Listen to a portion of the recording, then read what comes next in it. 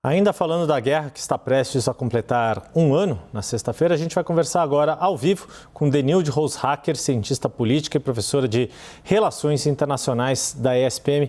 Denilde, muito boa noite, bem-vinda aqui ao CNN Prime Time. Te agradeço de antemão desde já de atender a gente nessa terça-feira de carnaval. E falando, eu vou brincar contigo, até pela nossa amizade posso fazer essa brincadeira. Quem está com a razão nesses discursos, Vladimir Putin ou Joe Biden? Boa noite, Yuri. É um prazer estar aqui novamente com vocês. Olha, em guerra a gente sempre acha que ninguém tem razão, né? Então, os dois estão aí colocando cada vez mais atenção. Acho que o discurso do Putin foi um discurso muito voltado para o seu público interno, para continuar tendo apoios internamente, né? Tem um custo muito grande econômico e também das tropas russas, e ele teve uma nova convocação de jovens para o fronte.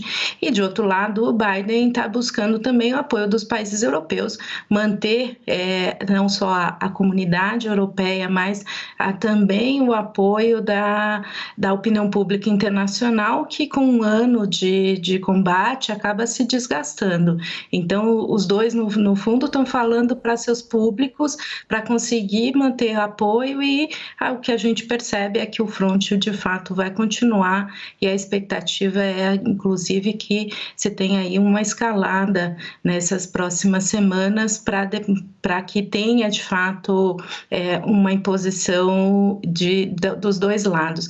Então, é um momento ainda muito crítico e que os dois líderes estão buscando conquistar os corações, como a gente fala na área de relações internacionais. Pois nesse aspecto, Denilde, do que você está colocando, não só é uma escalada de retórica, agora ela reflete uma possível escalada no fronte propriamente dito. E essa é uma preocupação que está refletida não só entre as lideranças, principalmente as da Europa, mas dos analistas. A grande questão essa guerra já durou muito mais do que se esperava, por todos os lados. Tanto a Rússia imaginava que teria uma campanha mais rápida, quanto o Ocidente imaginava que conseguiria conter o ímpeto de Vladimir Putin mais rápido. É possível se imaginar alguma saída no curto prazo para esse conflito? Olha, Yuri, a gente deixou de fazer previsões, né, sobre o conflito, dado que a cada momento ela tem uma escalada diferente.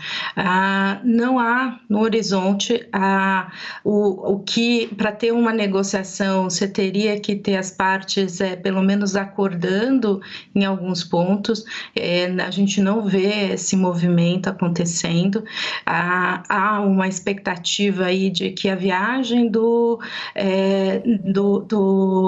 primeiro-ministro, do ministro das Relações Exteriores da China à Rússia pode ser uma sinalização de se criar um grupo para negociar a paz, mas há muitas desconfianças de ambos os lados, muitas informações desencontradas, então isso dificulta se ter de fato um encaminhamento para uma negociação. Então é pouco provável que a gente vê no curto prazo.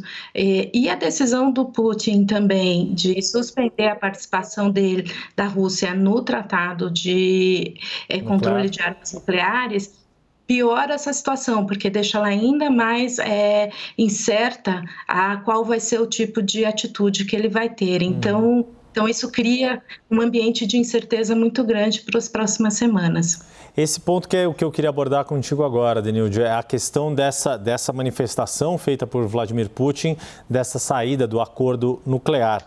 O quanto esta questão nuclear é usada por Vladimir Putin em momentos em que ele está mais pressionado ou que está numa situação mais desconfortável, ou é, de fato, uma possibilidade real, concreta, de ofensiva que a Rússia possa adotar no meio desta campanha que, de novo, na sexta-feira vai completar um ano desde que o território da Ucrânia foi invadido pelos russos?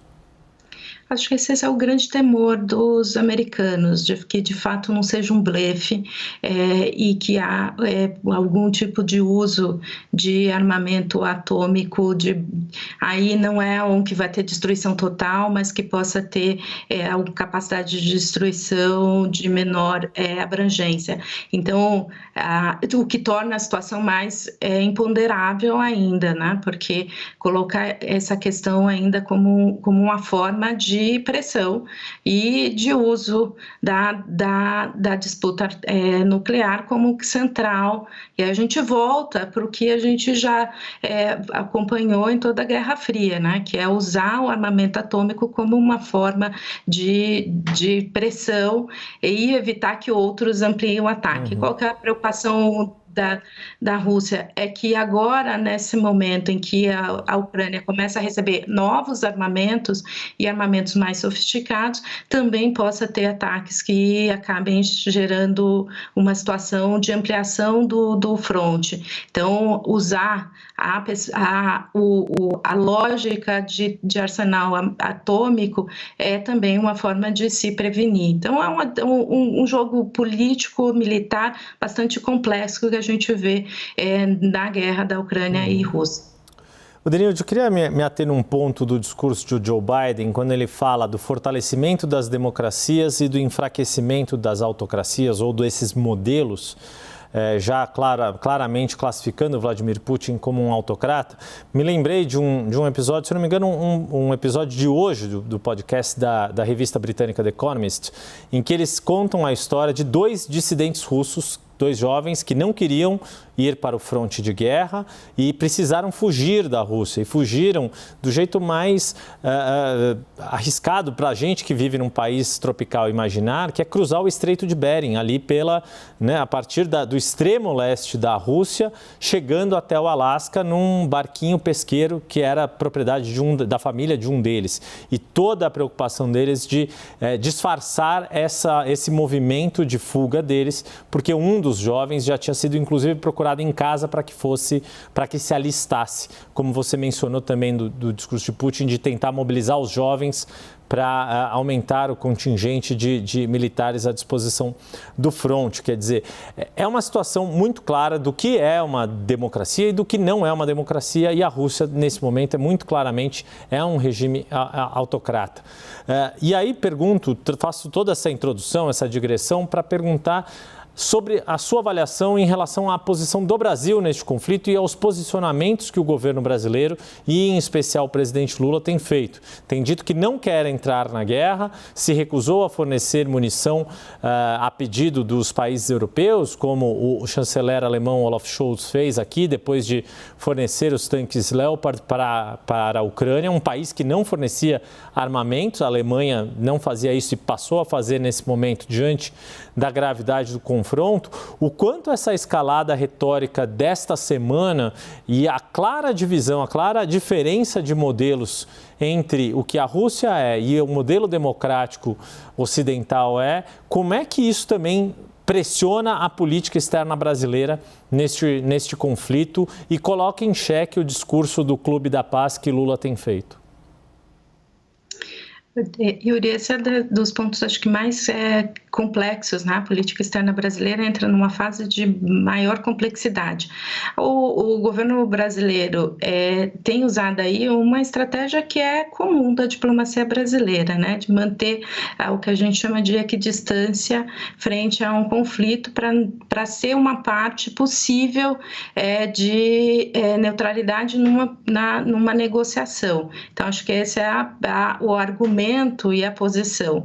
Além disso, a gente não pode esquecer que o Brasil tem um alinhamento com os BRICS e a Rússia é parte dos BRICS. Então, essa também faz com que o país tenha aí essa dificuldade de tomada de posição em termos de se vai apoiar um lado ou não. Então, acho que tem um aspecto que é a tradição da política externa, que não vem nem só do governo Lula, né? O governo Bolsonaro também estava fazendo essa ginástica para não se envolver. E com uma ligação, se a gente ouvir hoje o discurso do Putin, muito dos argumentos que ele coloca contra o Ocidente tinha uma ligação muito forte com os discursos que eram do próprio Bolsonaro. Então acho que esse é um elemento, mas a política externa está tentando aqui usar uma lógica que a gente já usou durante outros momentos na história global. Eu olharia que a posição do Brasil vai depender também do movimento da China. Se a China, de fato, for um país que se posicionar em ser mediador do conflito, com todas as desconfianças americanas, europeias, essa semana também várias das discussões entre a China e a Europa mostraram que é muito difícil caminhar para uma negociação, mas se a China colocar isso como um ponto, o Brasil fortalece essa posição de ser um país neutro que consegue dialogar com os dois lados. Mas, de fato, a gente vai ter, em algum momento, ter que assumir um discurso, pelo menos, de maior pressão junto à Rússia, especialmente se a gente olhar do ponto de vista da questão democrática. No quadro russo tem, esse ano, também um processo eleitoral. Ninguém imagina que o Putin vai perder, mas dá uma preocupação de como que ele vai lidar com as oposições, que já vem sofrendo muito e tendo aí cada vez mais restrições e capacidades sendo presos.